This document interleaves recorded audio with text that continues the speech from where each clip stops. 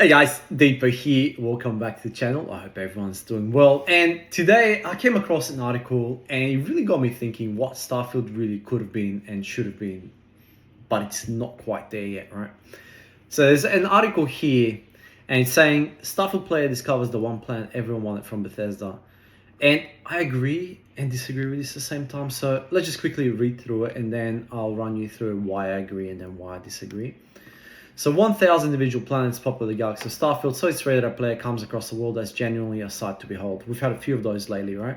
There's been a couple of articles like this and Reddit threads.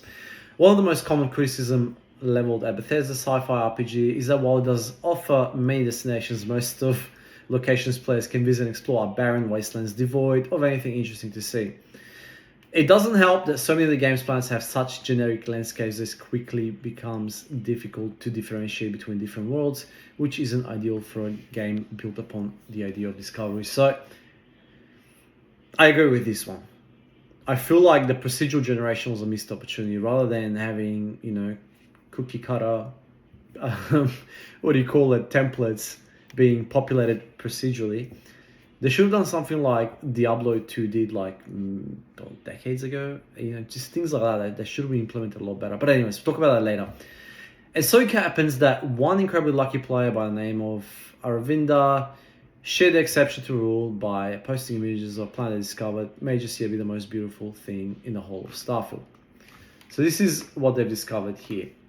So they found this, it's got water, something we truly lack, like rivers, waterfalls, you name it, the game truly lacks. There's one in, what is it called, Jameson, but that's about it.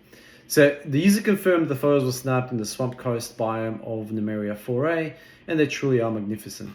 So he goes on to say, and then here they pretty much beat on Starfield's procedural generation, which I kind of agree with. So it's saying it's undeniable that while Starfield manages to get many things right, it also drops the ball on several occasions, and it's perhaps most glaring when it comes to exploring the galaxy. The vast majority of the game's planets are constructed with procedural generation, meaning that while no two worlds will be identical, they lack a sense of uniqueness or identity. I agree with this. All the moons are copy-pasted, all the planets' biomes are copy-pasted, and here's the thing, right? My thought on this is they did not have enough time and resources to populate this game properly. And it will happen. I firmly believe it will happen, especially with the support that we've seen now post-launch and post-Fallout 4 update. Actually, I'm very, very positive that we're going to see this game ramp up significantly, especially with Shattered Space. That's why they're calling Shattered Space an expansion rather than a DLC. So Starfield's players quickly realize that planets largely served as a means of passive resource gathering rather than a hook for exploration. True. And then he goes to say blah, blah, blah, blah, blah. Not all planets are built the same. Guys, major emphasis here. Not all planets are built the same. I agree with this. I'll draw your attention to Vulture's Roost or many other planets that are within the starting sphere of where you kick off the game, and you'll find that opposite to what this person is saying, this is placement to key to wealth. I'm talking about finished product. Vulture's Roost is around beginner's area. It's a unique location, and there's fair few of those that are unique, but within the starting area, right?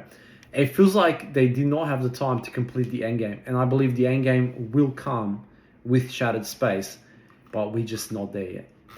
And then it goes on to talk about more, than saying it's improving, but it still needs more, which pretty much we're all saying.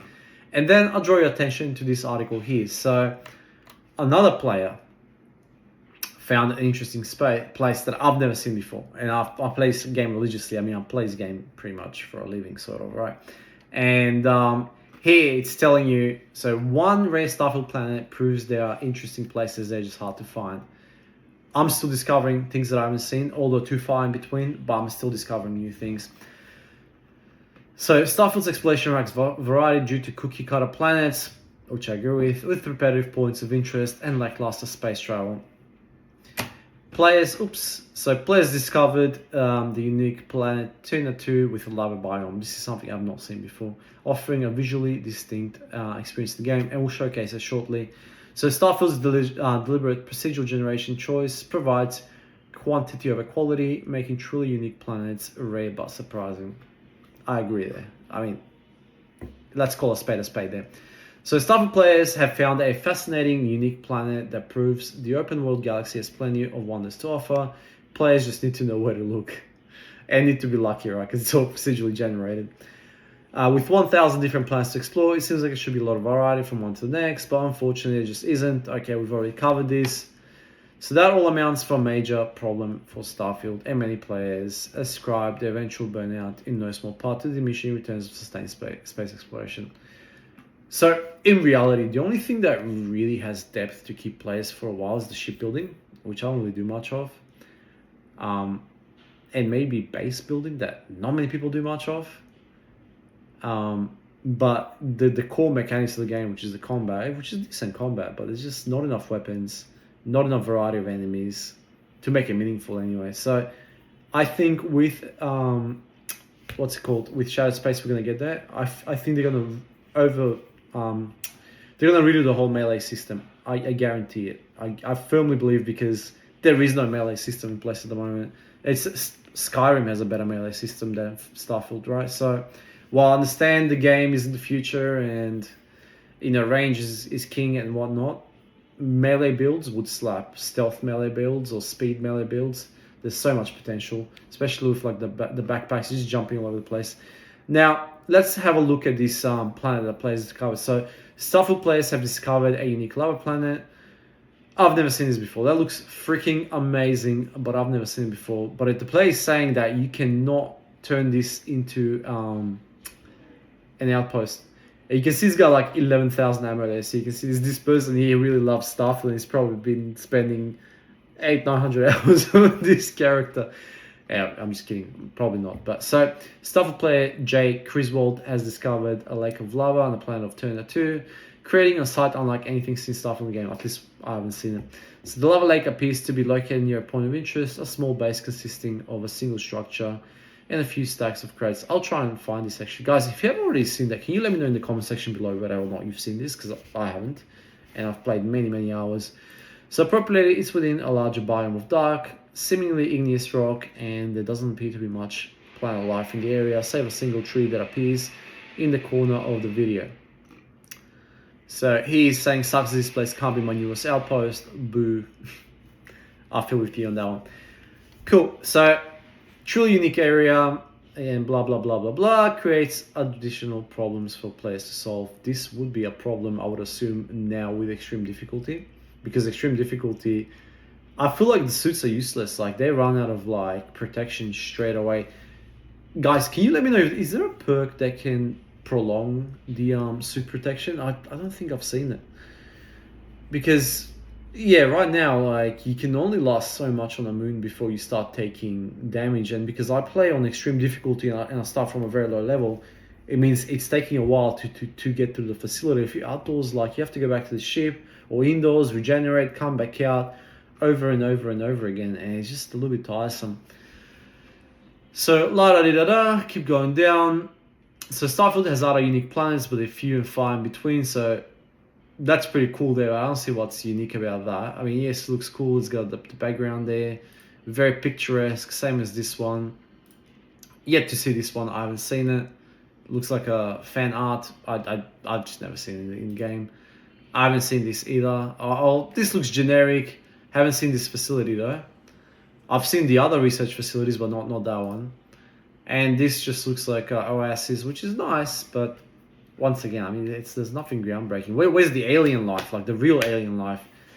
It's surely like 1,000 planets, and they can't all be like, just, like animal looking. So I'm not saying turn into Mass Effect, but give us something. Give us a threat, right? Give us like an existential threat, like the Reapers from Mass Effect, like, angry alien species coming to, to conquer us or whatever, or like the Tyrannies or something, man. Something. Give us something.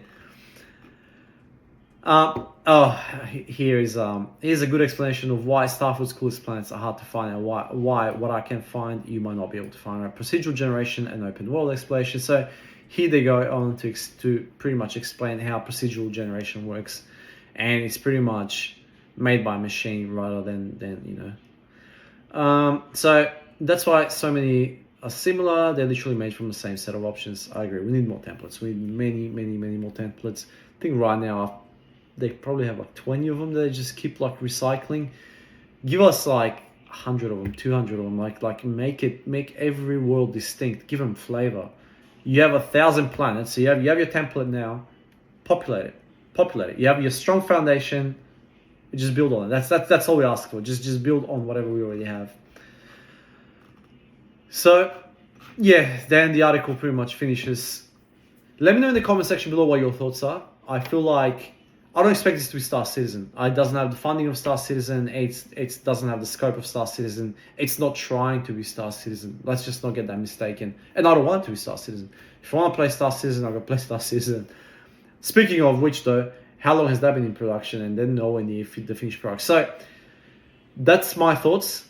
Let me know what you think. I honestly believe, I'm very optimistic that Shattered Space Con, we're gonna see massive improvements here. Anyways, guys, thank you for watching. I do appreciate your time. If you haven't already, please hit that subscribe button. We're almost up to 7,000 subscribers. I cannot believe it. Literally never in my wildest dreams I thought we'd get up to 7,000. Thank you guys, and I hope to catch you in this video. Peace.